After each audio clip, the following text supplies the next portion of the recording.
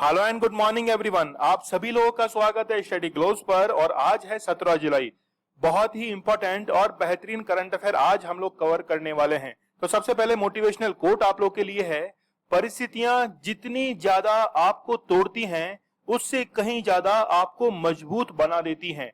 यदि कोई व्यक्ति परिस्थितियों से हार मान जाता है तो इसका मतलब है कि जब वो फील्ड वर्क करेगा और कोई परेशानी आएगी तो वो जल्दी जो है वो अपने आप को तोड़ देगा, उस परिस्थिति के सामने वो हार मान जाएगा। इसीलिए आप जब एग्जाम की तैयारी करते हैं तो जो भी मुश्किलें आती हैं, जो भी परेशानी आती हैं, वो आपको मजबूत बनाती है आगे आने वाले भविष्य के लिए। और याद रखिएगा, यहां पर बात है प्राण और प्रतिष्ठा की। तो उस प्रतिष्ठा को और पद को बनाए रखने के लिए आप लोगों को आज कड़ी मेहनत करनी पड़ेगी। चलिए शुरू करते हैं आज के बहुत ही बेहतरीन करंट अफेयर। आप लोगों की जो भी क्वेरीज हो वो मुझे आप लोग इंस्टा पर पूछ सकते हैं। इसके साथ में कोई आपका सजेशन हो, फीडबैक हो तो फिर आप मुझे इंस्टा पर पूछ सकते हैं। कोई गाइडेंस आप लोगों को चाहिए तो फिर मुझे इंस्टा पर मैसेज कर सकते हैं। इसके साथ में लेक्चर की पीडीएफ जो है वो आप लोगों को टेलीग्राम चैनल के ऊपर अवेलेबल करवा दी जाएगी विद आंसर्स। और जो भी क्वेश्चन हम लोग करते हैं उसका क्विज जो है वो आप लोगों के लिए अवेलेबल रहता है टेलीग्राम चैनल के ऊपर। तो चलिए शुरू करते हैं बहुत ही बेहतरीन 17 जुलाई के करंट अफेयर। पहला क्वेश्चन आप लोग के सामने है, रिसेंटली हुआ क्या है कि तालिबान अटैक के अंदर एक इंडियन जर्नलिस्ट जो है इनकी मृत्यु हुई है। और अफगानिस्तान में आप लोगों को पता होगा कि 11 सितंबर 2021 को अमेरिका के जितने भी ट्रूप्स हैं उन्होंने विड्रॉ करने का निश्चय किया है और वो 2001 को अफगानिस्तान के अंदर आए थे। हम लोग ये कह सकते हैं कि कहीं ना कहीं शांति बनाए रखने के लिए अमेरिका के ट्रूप जो थे वो अफगानिस्तान में आए थे, लेकिन कहीं ना कहीं अनसक्सेसफुल जो है वो अनसक्सेस जो है वो उनके हाथ लगी है। पूरी तरीके से वो शांति बनाए रखने में नाकामयाब रहे और वापस से तालिबान जो है उसने अपना प्रभुत्व वहां पर कायम कर लिया है अफगानिस्तान में। अब रिसेंटली क्या हुआ है कि दानिश सिद्दीकी, यहां पर जो आप लोग नाम देख रहे हैं, इन्होंने अफगानिस्तान की स्पेशल फोर्सेस के साथ मिलकर तालिबान के लिए जो न्यूज है वो कवर करना शुरू कर दिया। और इसी के चलते तालिबान ने अटैक किया और उसमें दानिश सिद्दीकी की क्या चली गई, जान चली गई है। तो बहुत इंपॉर्टेंट क्वेश्चन है, यहां पे आप लोग देख सकते हैं इंडिया टुडे की न्यूज है। और यहां मैं आपको बताऊं कि दानिश सिद्दीकी जो थे वो इंडिया टुडे के लिए ही काम करते थे। तो यहां पे आप लोग न्यूज देख सकते हैं कि फोटो जर्नलिस्ट है दानिश सिद्दीकी और ये अफगानिस्तान के अंदर एक क्लेश के अंदर इनकी जान चली गई है। और ये कहां पे गई है आप लोग देख सकते हैं, स्पिन बोलदाग जो है यहां पर एक डिस्ट्रिक्ट के अंदर इनकी जान चली गई है, कंधार सिटी में। तो सबसे पहले हम लोग इसकी लोकेशन देख लेते हैं। पाकिस्तान के नियरेस्ट जो है वो है अफगानिस्तान और अफगानिस्तान से इंडिया की बॉर्डर भी टच करती है जिसको हम लोग कहते हैं डुरंड रेखा। डुरंड लाइन जो है ये इंडिया और अफगानिस्तान के बीच में टच करती है। यहां पर आप लोग देख सकते हैं बिल्कुल साउथ के अंदर ये है कंधार। तो कंधार जो डिस्ट्रिक्ट है बिल्कुल यहीं पर स्थित है, कौन सी, स्पिन सिटी। और अफगानिस्तान की जो कैपिटल है वो है काबुल।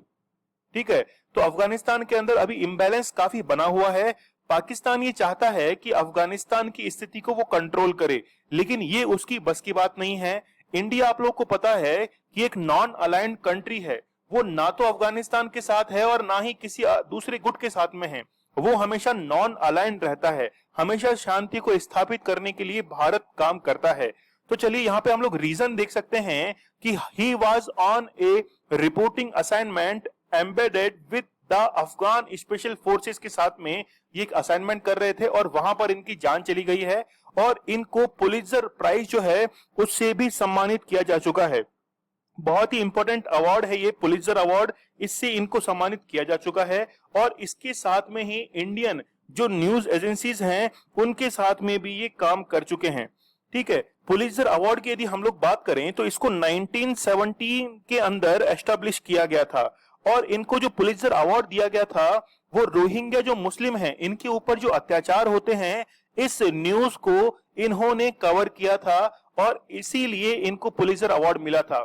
चलिए यहाँ पे आप लोग देख सकते हैं कि जो अफगानिस्तान के मिनिस्टर हैं उन्होंने भी यहाँ पे क्या किया है, ट्वीट किया है और कॉन्डोलेंस जो है वो इनके लिए जाहिर किया है। यहाँ पर हम लोग दोनों फ्रेंड जो हैं ये इनके फ्रेंड हैं, तो दोनों फ्रेंड्स की पिक्चर हम लोग यहाँ पे देख सकते हैं। तो Danish Siddiqui was supremely talented. तो काफी टैलेंटेड व्यक्ति थे और लेकिन अब ये अपनी जान गंवा चुके हैं। देखिए, पुलित्जर प्राइज से तो उनको अवार्ड जो है वो मिल ही चुका है और यहाँ पे देखिए आप लोग कि इंडिया टुडे जो ग्रुप है इसके साथ में काम कर चुके हैं 2008 से लेकर जनवरी 2010 तक। तो काफी अच्छे ये जर्नलिस्ट थे। चलिए हम लोग आगे बात कर लेते हैं कि दानिश सिद्दीकी ने 13 जुलाई 2021 को ये ट्वीट किया था कि अफगानिस्तान के अंदर जो भी तालिबान हैं वो उनके कार के ऊपर अटैक करते हैं, शीशे के ऊपर गोली जो है फायर जो है वो किया जाता है। यहां तक कि जब ये ट्रेवल कर रहे थे, यहां पे आप लोग देखिए, I was travelling with other special forces was also targeted bye at least 3 RPG rounds. तो 3 राउंड जो हैं वो इनके ऊपर फाउंड जो थे क्या किए गए थे, फायर किए गए थे। तो इसके लिए इन्होंने 13 जुलाई को क्या किया था, ट्वीट भी किया था। यहां पर हम लोग देखना चाहेंगे कि अफगानिस्तान के अंदर भारत के कौन कौन से प्रोजेक्ट चल रहे हैं। तो सलमा डैम जो है वो भारत के द्वारा निर्मित किया गया है और रिसेंटली आपको पता होगा कि तालिबान ने सलमा डैम जो है इसको कैप्चर कर लिया था, अपने कब्जे में ले लिया था और फिर भारत की सहायता से ही कहीं ना कहीं सलमा डैम जो है इसको रिलीज करवाया गया था। फिर आप लोग देखिए कि एक हाईवे है जिसका नाम है जारंग डेलीराम हाईवे, जो है ये भी इंडिया के द्वारा फंडेड था और इंडिया की मदद से ही इसको निर्मित किया गया था। यदि हम लोग पार्लियामेंट की बात करें अफगानिस्तान की, तो इसे 2015 के अंदर ओपन किया गया था और प्राइम मिनिस्टर नरेंद्र मोदी के द्वारा इसको इनॉग्रेट किया था। फिर यहाँ पे देखिए कि स्टोर प्लेसेस हैं, इसके साथ में पावर इंफ्रास्ट्रक्चर जो है वो यहाँ पे प्रोवाइड कराया गया। हेल्थ इंफ्रा जो है बच्चों के लिए हेल्थ हॉस्पिटल जो हैं वो एस्टेब्लिश किए गए हैं इंडिया के द्वारा। तो इंडिया और अफगानिस्तान के रिलेशंस काफी अच्छे हैं। रिसेंटली आपको पता होगा कि यूनाइटेड सिक्योरिटी काउंसिल के अंदर भारत को अफगानिस्तान और श्रीलंका में से दोनों में से एक को वोट करना था, लेकिन अफगानिस्तान से पहले श्रीलंका के समर्थन का वादा भारत कर चुका था, इसलिए अफगानिस्तान को पीछे करते हुए भारत ने श्रीलंका को वोट किया था। चलिए सेकंड क्वेश्चन आप लोग के सामने है, भारत व ब्रिटेन के बीच हिंद महासागर में कौन सा युद्ध अभ्यास आयोजित किया जाएगा। तो रिसेंटली जो है वो एक मिलिट्री एक्सरसाइज यहाँ पे कंडक्ट करवाई जाएगी जिसका नाम है कॉन्कन एक्सरसाइज। ठीक है, अभी मैं आप लोगों को सारे जितने भी मिलिट्री एक्सरसाइज हैं उनके बारे में बताऊंगा। तो भारत और ब्रिटेन जो है वो इंडियन ओशियन में भी कहां पर, बे ऑफ बंगाल के अंदर इस मिलिट्री एक्सरसाइज को कंडक्ट करेंगे। यहां पर ब्रिटेन की तरफ से इनका सबसे बड़ा जो युद्धपोत है जिसका नाम है क्वीन एलिजाबेथ, ये ब्रिटेन का सबसे बड़ा युद्धपोत है, वो इसके अंदर शामिल होगा, पार्टिसिपेट करेगा। अब देखिए कि हिंद महासागर में भारत को अपनी स्थिति मजबूत करने की जरूरत है, क्योंकि कल को यदि मान लीजिए कि चाइना की स्ट्रिंग ऑफ पर्ल्स जो पॉलिसी है उसके तहत भारत को कुछ ज्यादा ही घेर लिया जाता है, उस परिस्थिति में हिंद महासागर में भारत की स्थिति को मजबूत रखने के लिए ही ऐसे मिलिट्री एक्सरसाइज जो है वो कंडक्ट करवाई जाती हैं। यहां पर देखिए कि यदि मैं इंडिया का मैप यहां पे बनाता हूं तो यहां पर है बे ऑफ बंगाल और बे ऑफ बंगाल के अंदर फिर यहां पर अंडमान एंड निकोबार और यहां पर इंडोनेशिया टच करता है। फिर यहां से यदि निकले तो यहां पे दक्षिणी साउथ चाइना सी है। तो ब्रिटेन भारत के साथ में मिलिट्री एक्सरसाइज करने के बाद फिर वो जाएगा साउथ चाइना सी में और वहां पर जापान और यूएसए के साथ में वो क्या करेगा, मिलिट्री एक्सरसाइज वहां पर भी कंडक्ट करेगा।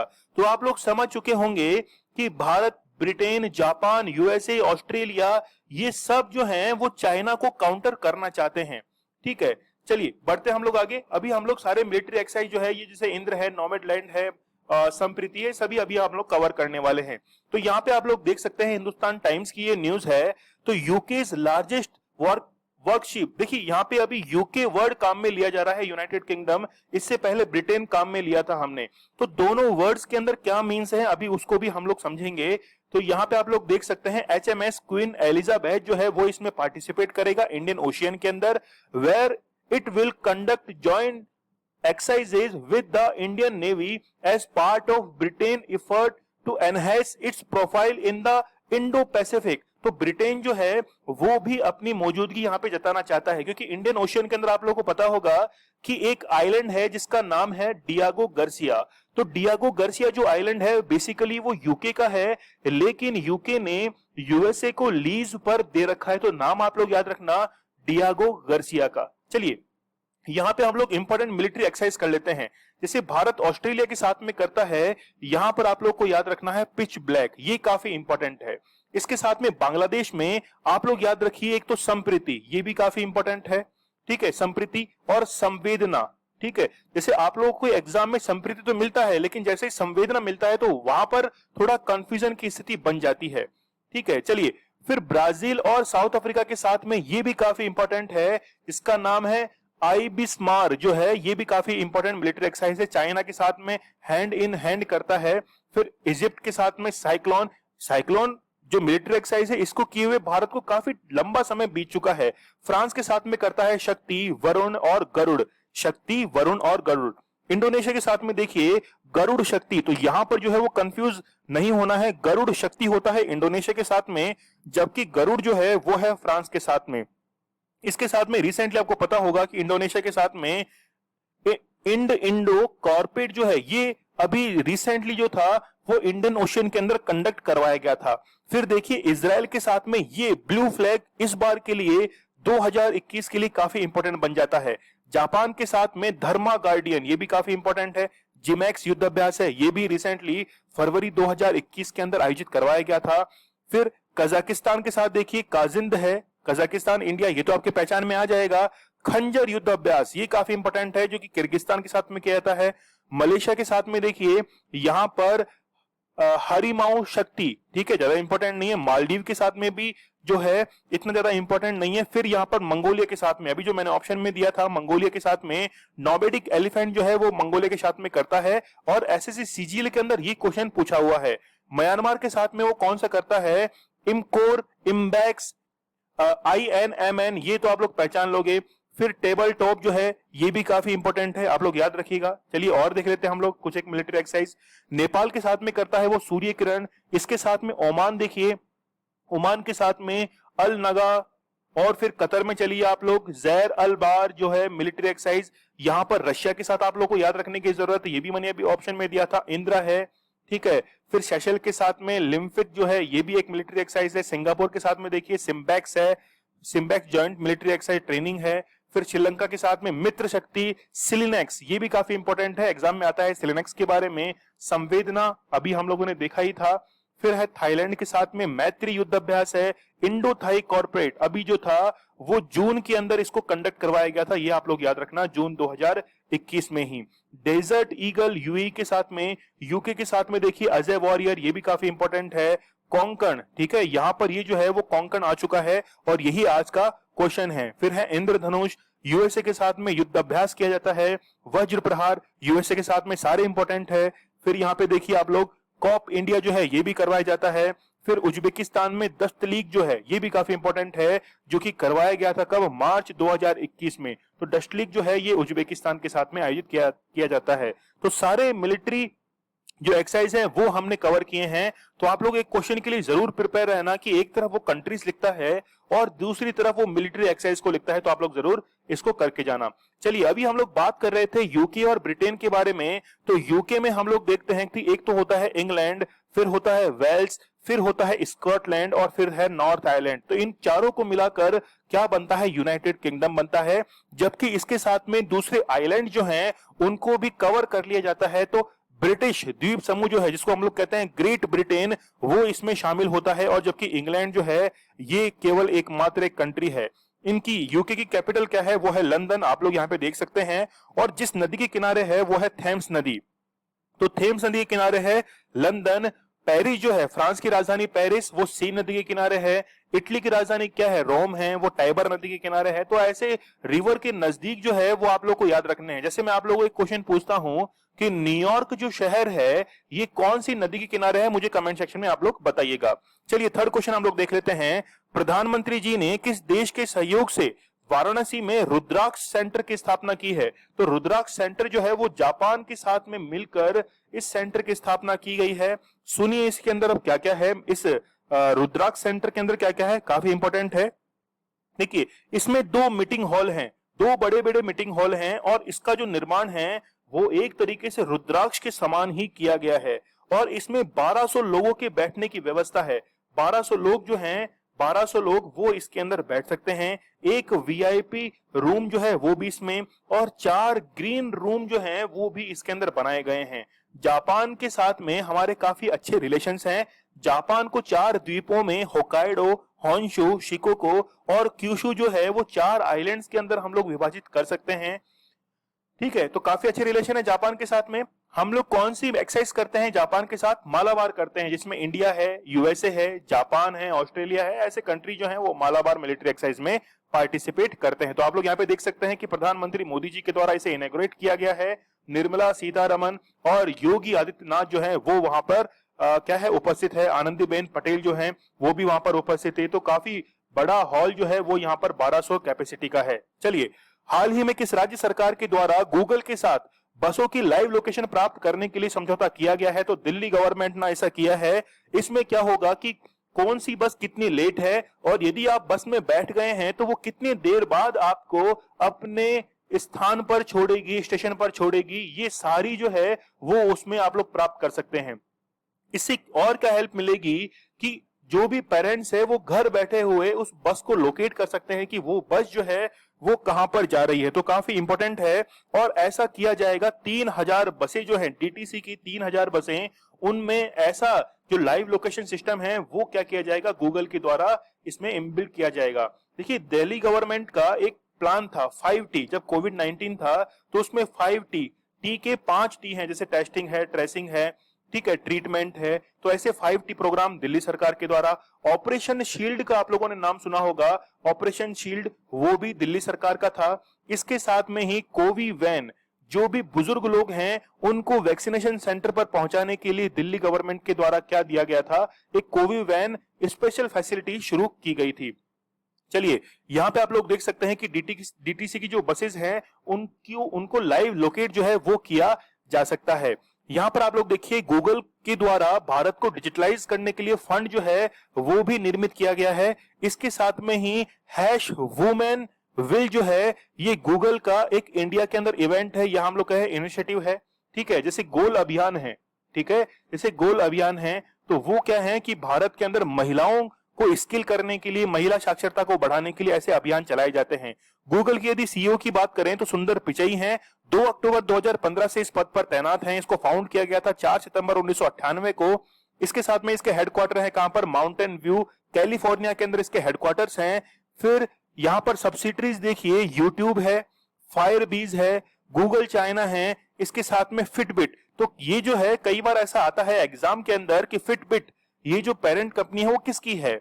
फाउंडर में देखिए कि लैरी पेज, ये काफी इंपॉर्टेंट है, और सर्जी ब्रिन जो है ये क्या है, ये इसके फाउंडर हैं। इसकी पेरेंट ऑर्गेनाइजेशन आप लोग देख सकते हैं अल्फाबेट है। तो ऐसे क्वेश्चन जो हैं वो वन डे एग्जाम्स में पूछे जा सकते हैं।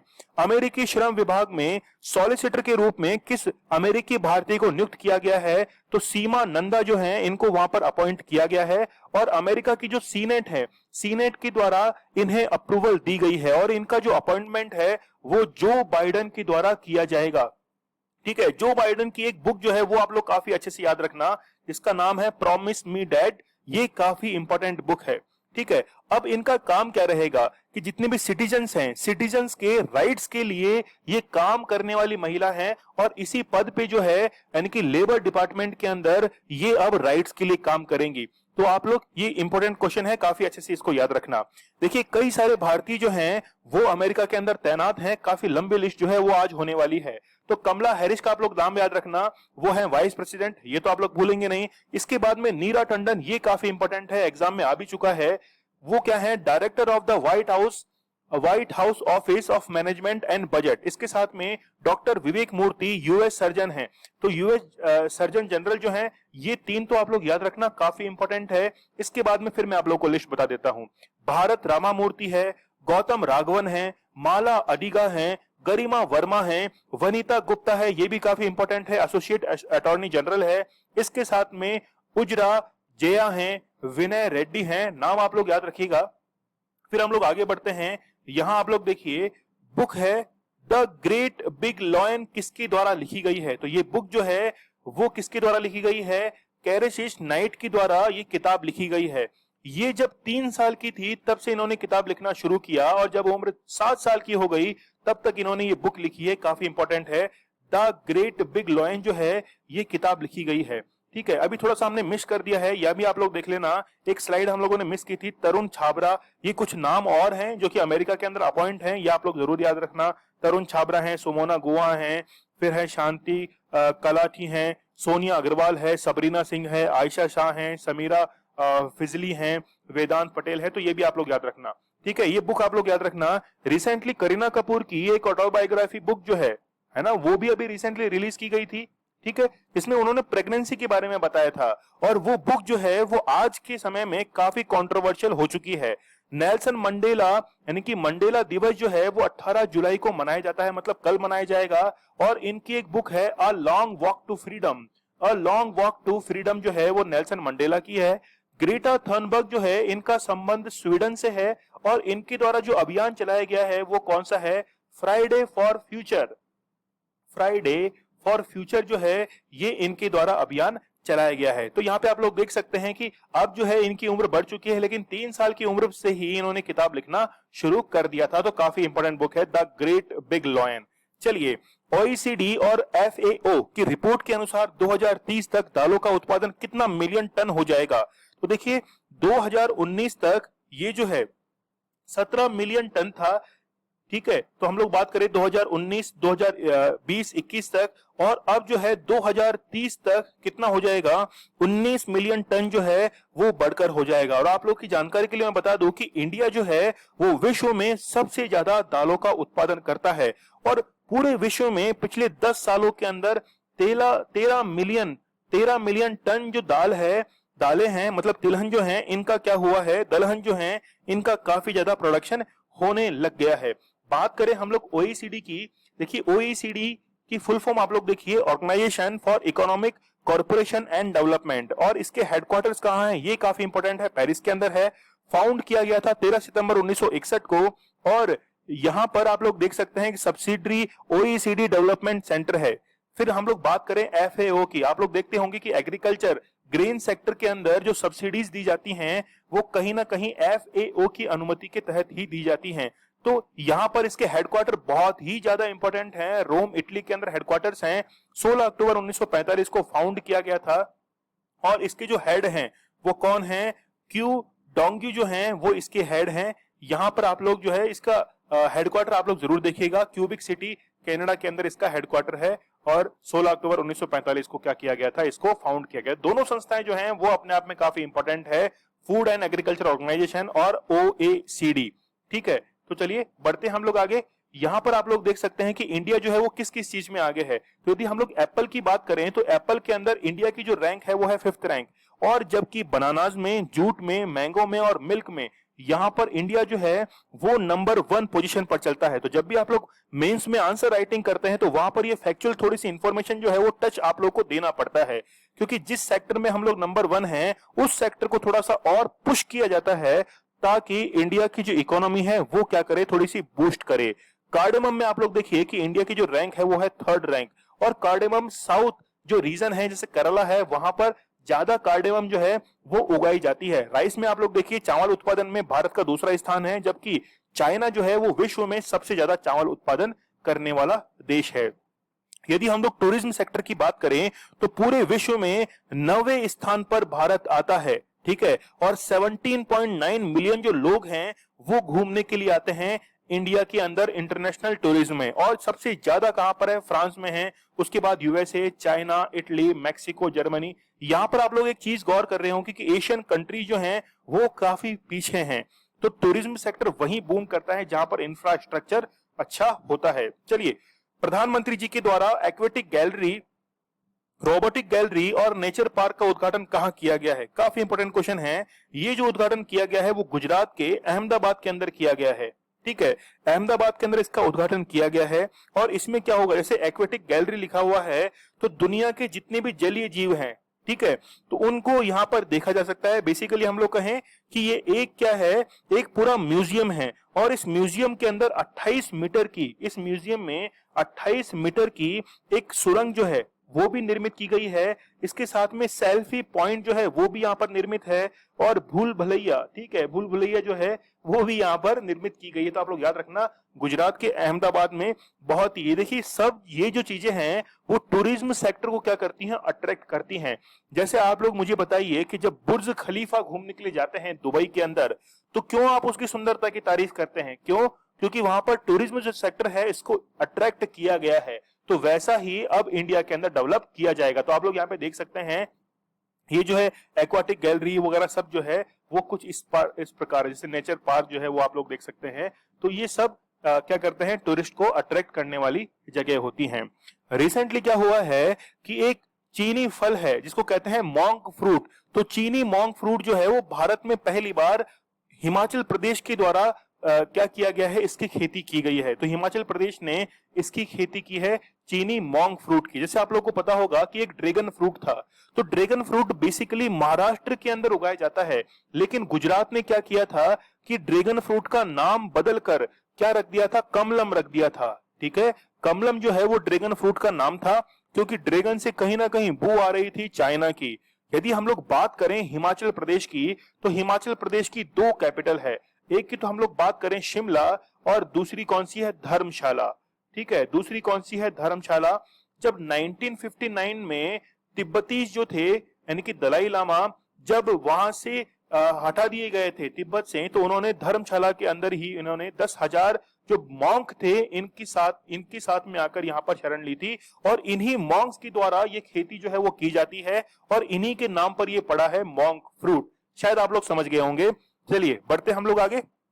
यहाँ पे आप लोग देख सकते हैं, India first monk fruit cultivation exercise being in Himachal Pradesh के कुल्लू जो डिस्ट्रिक्ट है वहां पर।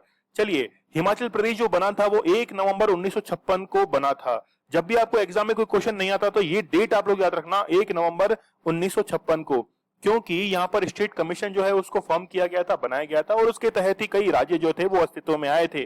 गवर्नर की यदि हम लोग बात करें तो राजेंद्र विश्वनाथ अर्लेकर जो है वो यहाँ के गवर्नर है, रिसेंटली अपॉइंट किए गए हैं। और चीफ मिनिस्टर देखिए जयराम ठाकुर जो हैं वो हिमाचल प्रदेश के क्या हैं, चीफ मिनिस्टर हैं। यूनिकैमरल यहाँ पर सिस्टम है, जबकि पूरे इंडिया के अंदर लगभग 6 स्टेट जो है वहां पर बाई कैमरल सिस्टम है, और रिसेंटली वेस्ट बंगाल के द्वारा अप्रूवल दी गई है। हो सकता है कि वहां पर भी भविष्य में क्या बन जाए, बाई कैमरल सिस्टम आ जाए। चलिए बढ़ते हम लोग आगे। एरिया वाइज रैंक जो है वो 17th है हिमाचल प्रदेश की। इसके साथ में पॉपुलेशन में रैंक है 21st रैंक है। ऑफिशियल लैंग्वेज हिंदी है, एडिशनल लैंग्वेज संस्कृत वगैरह यहाँ पर यूज की जाती है। तो शिमला और धर्मशाला जो है वो यहाँ पर समर और विंटर की कैपिटल्स हैं।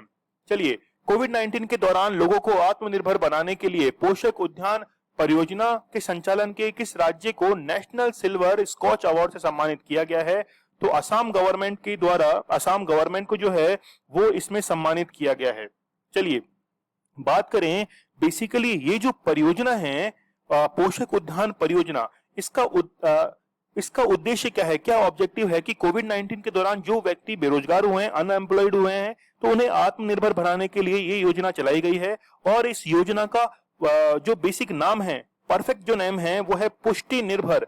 याद रखना, पुष्टि निर्भर जो है वो इसका परफेक्ट नेम है। और यहाँ पर इस परियोजना के तहत क्या है कि लोगों की जो घरों में जितने भी पोषक न्यूट्रिशन जो पौधे हैं वो लगाने के लिए ये परियोजना चलाई गई थी। शायद आप लोग समझ गए होंगे कि लोग यदि अपने घरों के अंदर न्यूट्रिनिस्ट फ्रूट जो है पौधे वगैरह लगाएंगे तो कहीं ना कहीं जो न्यूट्रिशन लेवल है लोगों का वो इंक्रीज होगा, और इससे इनका जो इकोनॉमिक कंडीशन है वो भी काफी इंप्रूव करेगी। चलिए, आप लोग को पता होगा कि रिसेंटली असम गवर्नमेंट के द्वारा 2.5 लाख जो हैं वो विधवा आर्थिक योजना शुरू की गई है। असम का जो 6वां नेशनल पार्क है वो कौन सा है, रायमोना। और 7वां नेशनल पार्क जो है वो कौन सा बना है, दिहिंग पटकाई जो है वो यहाँ का 7वां नेशनल पार्क बना है। चलिए बात करें हम लोग असम की, तो असम की कैपिटल क्या है, वो है दिसपुर, और 33 डिस्ट्रिक्ट यहाँ पर है। सबसे बड़ी सिटी कौन सी है, गुवाहाटी है। फिर यहाँ के गवर्नर की बात करें, जगदीश मुखी यहाँ के गवर्नर है, और हिमंता बिश्वा जो हैं वो यहाँ के चीफ मिनिस्टर हैं।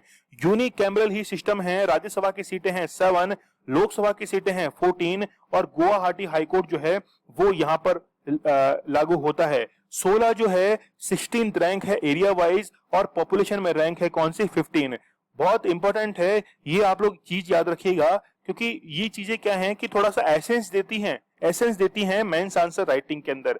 ठीक है, चलिए, बंडारू दत्तात्रेय जो है वो किस राज्य के 18वें राज्यपाल बने हैं? तो 18वें राज्यपाल ये जो नियुक्त किए गए हैं वो कहाँ के किए गए हैं? हरियाणा के नियुक्त किए गए हैं। और इन्होंने जो स्थान लिया है वो सत्यदेव नारायण आर्य जो हैं इनका इन्होंने स्थान लिया है। ठीक है, क्योंकि सत्यदेव नारायण आर्य जो हैं इनको त्रिपुरा जो है वो शिफ्ट कर दिया गया है।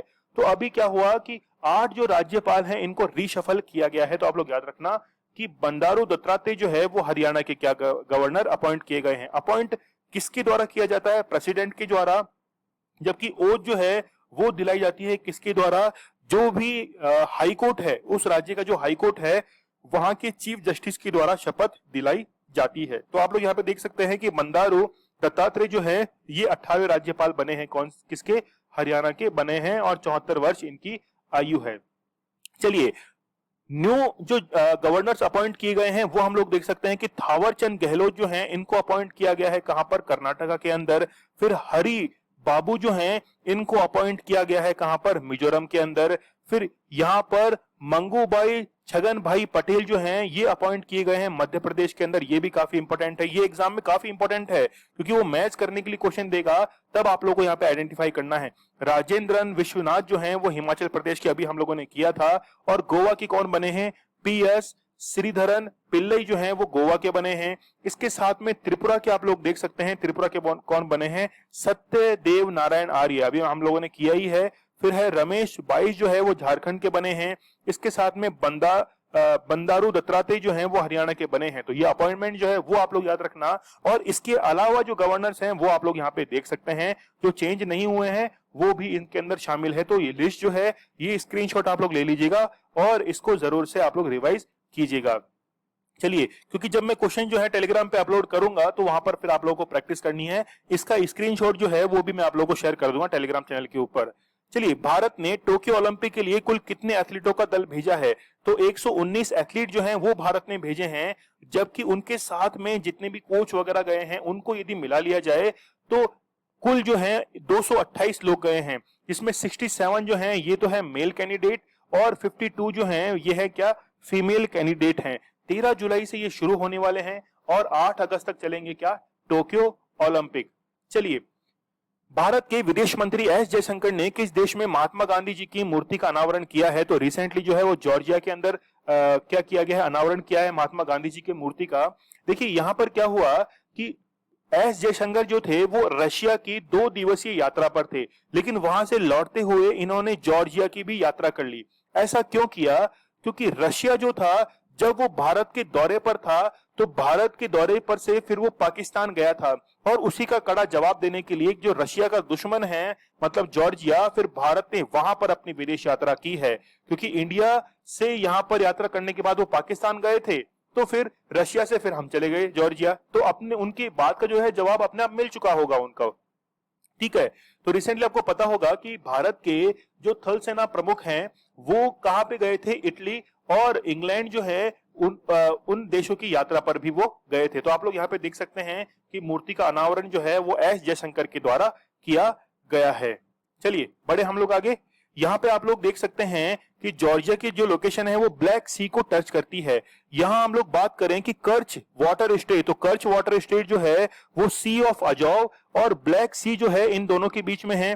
फिर यहाँ पर एक वाटर स्टेट और है, फिर एक और है। ठीक है, तो ये वाटर स्टेट जो है वो यहाँ पर लगातार जो है काफी ज्यादा हैं, तो आप लोग इनको भी याद रखना है। तो जॉर्जिया की आप लोग लोकेशन देखिएगा, काफी इंपॉर्टेंट है, रशिया के बिल्कुल ये टच के अंदर है। चलिए, कोरोना वैक्सीन की तीसरी डोज लगाने वाला विश्व का पहला देश कौन सा बन गया है? तो वो बना है कौन सा? इजराइल।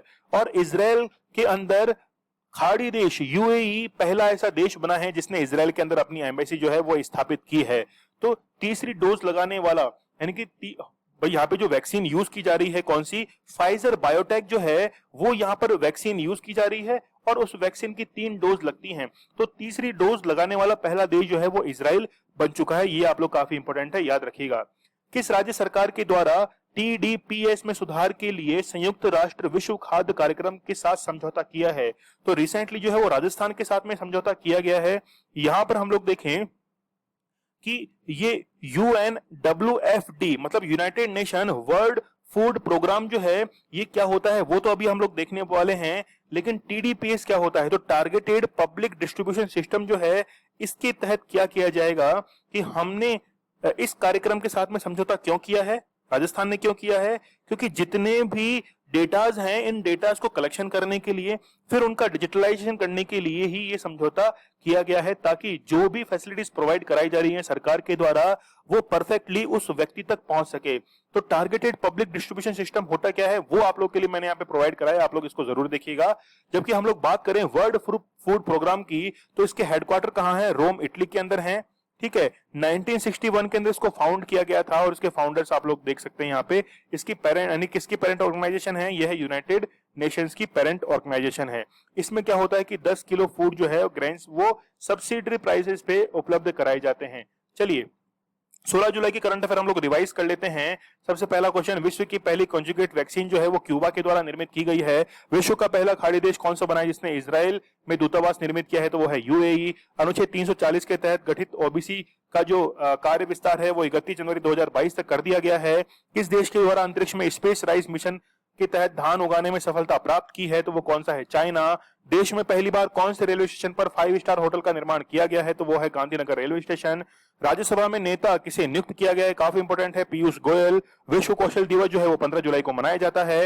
भारत के राष्ट्रीय प्लास्टिक सर्जरी दिवस को वैश्विक मान्यता जो है वो वर्ल्ड काउंसिल ऑफ लीडर्स के द्वारा दी गई है। हाल ही में NTPC के द्वारा रण ऑफ कच्छ के अंदर क्या किया गया है, सोलर पार्क निर्मित किया गया है। किस राज्य में उत्तर पुरा पाषाण काल के गुफा चित्र मिले हैं, तो वो है हरियाणा। देश का पहला ग्रेन ATM जो है वो गुरुग्राम के अंदर स्थापित किया गया है। मवेशियों की रक्षा के लिए कानून निर्मित करने वाला पहला उत्तर पूर्वी राज्य जो है वो कौन सा बना है, वो बना है आसाम, ठीक है। चलिए राजेंद्र विश्वनाथ किस राज्य के राज्यपाल बनाए गए हैं, तो हिमाचल प्रदेश के बनाए गए हैं। विश्व बैडमिंटन चैंपियनशिप 2026 की मेजबानी जो है वो भारत के द्वारा की जाएगी। बृहस्पति ग्रह के जो क्षुद्र ग्रह हैं उनके लिए नासा का कौन सा मिशन जो है वो लॉन्च किया गया है, तो यहाँ पर मैंने कल आपको करेक्ट करवा दिया था, वो कौन सा था, लूसी मिशन था। चलिए आज आप लोगों के लिए स्टडी ग्लोस क्वेश्चन, यानी कि ये तो कल का था, ठीक है। ग्लोबल मिनिमम कॉर्पोरेट टैक्स जो है वो कितना है, 15% है। ये मैंने आप लोगों को इसका एक्सप्लेनेशन पहले भी दे दिया था। और ये जो है वो आज आप लोगों के लिए स्टडी ग्लोस क्वेश्चन है कि जल शक्ति मंत्रालय के द्वारा किस नदी बेसिन का ग्लेशियल झील एटलस जो है वो बनाया गया है। इस क्वेश्चन का जो करेक्ट आंसर है वो मुझे आप लोग कमेंट सेक्शन में दीजिएगा। आपकी जो भी क्वेरीज है या फिर आप लोग चाहते हैं कि सर कुछ चेंजेस कीजिए, तो मुझे आप लोग इंस्टा पर मैसेज कर सकते हैं। करंट अफेयर का सेशन कैसा लग रहा है आप लोगों को मुझे फीडबैक जरूर बताइएगा। इसके साथ में लेक्चर की PDF आपको टेलीग्राम चैनल पे उपलब्ध करवा दी जाएगी विद आंसर्स, और जो भी क्वेश्चन हम लोग करते हैं उनका क्विज जो है वो आप लोगों के लिए अवेलेबल रहता है टेलीग्राम चैनल के ऊपर, तो वहां पर जाकर आप लोग अटेम्प्ट कर सकते हैं। स्टडी ग्लोस की जो नई ऐप है वो कौन सी है, स्टडी ग्लोस लर्निंग ऐप जो है इसको आप लोग डाउनलोड कीजिएगा, और स्टडी ग्लोस 2.0 यूट्यूब चैनल जो है इसको आप लोग सब्सक्राइब जरूर कीजिएगा।